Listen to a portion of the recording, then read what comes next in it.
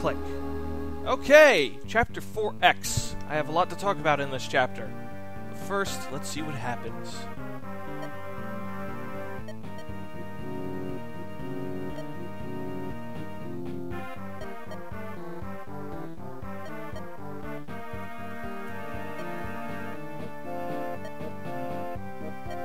Luke seems to completely not know anything about what the Black Fang is supposed to be about. Stay classy, Luke. And while we're at it, let's break the fourth wall. Like, there was no reason for that to be there.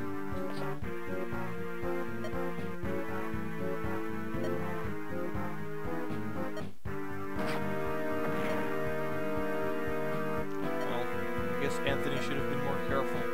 And again, he is a big freaking night guy. Yo guys, it's Jonas. I like the way Jonas speaks. He's like, yo, what's up, my boy? This peace is what all true warriors strive for. I love how Luke is like, this sucks. I get to kill more enemies. The thing that I like doing most. Look alive. Okay, so, actual gameplay time. Okay, so this chapter has numerous flaws that prevent it from being, like, really good and functional. I like the idea, but it's just, execution is poor. So, you start in the middle room. Once you leave it, this cutscene occurs. Now all the enemies are set to attack you. Now, the problem with this is that the AI is a little finicky when you event it. Under certain circumstances, though. You'll see right now, the enemies just walked up to me and didn't attack me.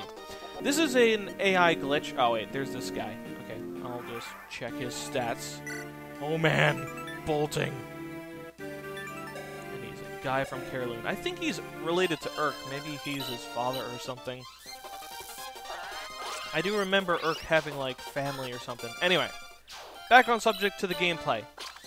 The enemies here do not attack you if you're not in their immediate range. The reason why this occurs is because Mario Bro, when he loaded these units, he set them to have the boss's AI, like the boss on the throne AI, which is basically don't ever move and only attack if the enemy is in your immediate range. You'll notice they're moving now. Basically what Mario Bro did is he used an AI event thing to change all of their AI to attack the player. However, there's a little glitch. Basically, if you have the enemy units set to the throne AI when you load them, if you try to set them to charge the player, they still think that they have to follow the rules of the throne. Basically, they won't attack you unless you're in their immediate range, but they'll still charge after you. So they end up running up to you and just not attacking. And if on enemy phase you're in their immediate range, that's the only time they'll ever attack you. So I'm using this chapter to basically demonstrate this enormous flaw, and to warn people that you should be wary of this. If you want the enemy to not have this problem, set their loaded AI to like run up to player only if they're in range. Like, have them stay still, but attack the player if the player is in their movement and attack range. So, that way, when you set the AI, it doesn't have that problem where it's like, oh, they're not in my immediate range, can't attack. Gotta love how this chapter still uses bishops, because the author was too lazy to make priests. I did it in my Fire Emblem Rage Fest submission. But, you know, this guy can hack in music, but he can't put in a single class. I don't know why I'm mocking him. I mean, I'm pretty sure it was pretty difficult at the time or something, or maybe he just didn't have access to the right information. But, anyway, more about this chapter. I was at a bit of a disadvantage here, because not only did my best unit in this chapter, Chadwick, be stuck with a Nosferatu tome, which heavily weighs him down, but we have Anthony, who I've barely used, and he's unarmed. And we have Luke, who I've not really focused much training on, mainly because he's just too slow.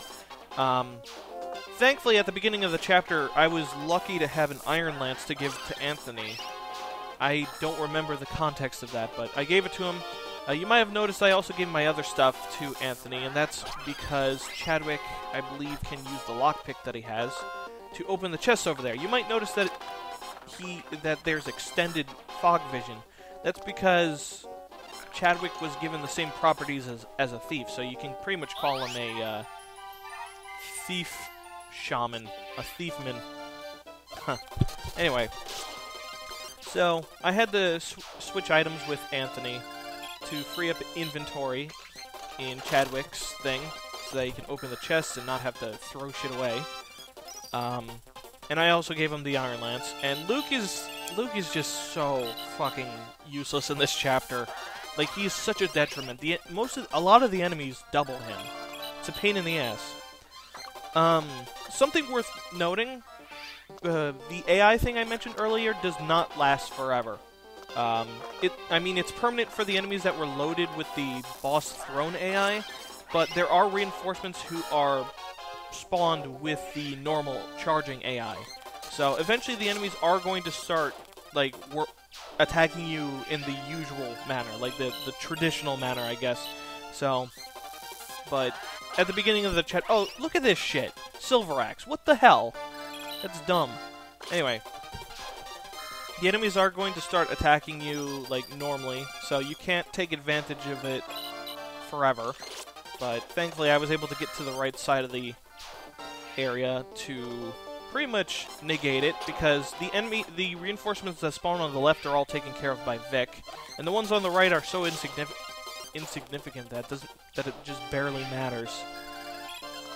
Since I'm being forced to use Anthony and Luke in this chapter, I'm kind of assuming that I'm going to be forced to use them later on as well.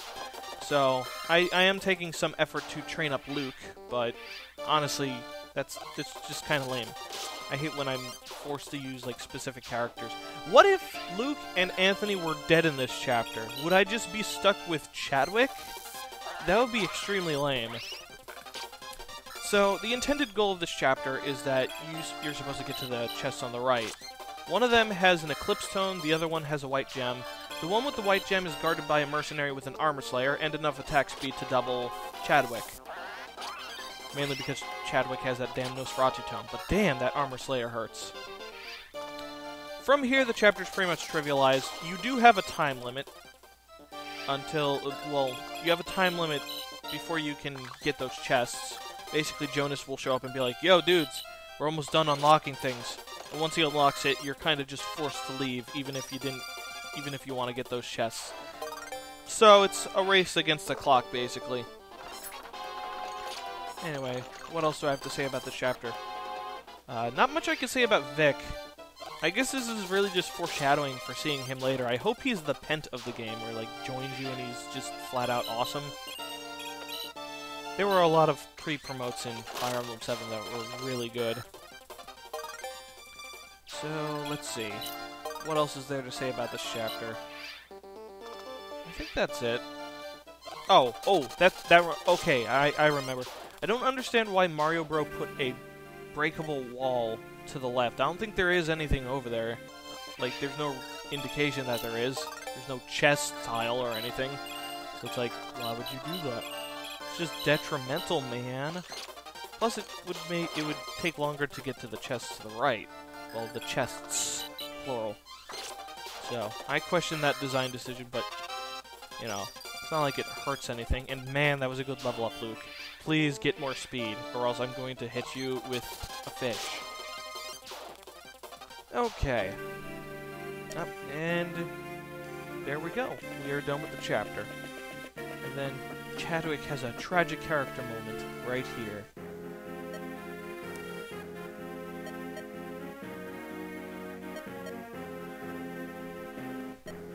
The loud thundering noise that never hits you and kill the enemies around you.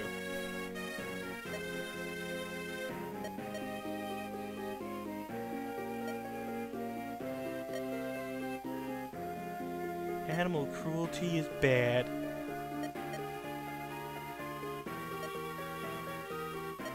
I think that's a pretty solid reasoning. Let them die. Plus they're, you know, I'm pretty sure they're terrorizing the village. And they screwed the dude that we got earlier, Mikhail, I think? The Myrmidon dude. I already forgot his name. It's been a while, guys. So yeah, I think overall that's a benefit to kill them. But, you know, killing's wrong. Remember that, guys. Killing's wrong. I hope this game shows enough respect for life to kind of show the weight of death. Because right here it's like, well, they're bad guys, so it's okay. But, you know, not everything's black and white. So anyway, y'all have a good night.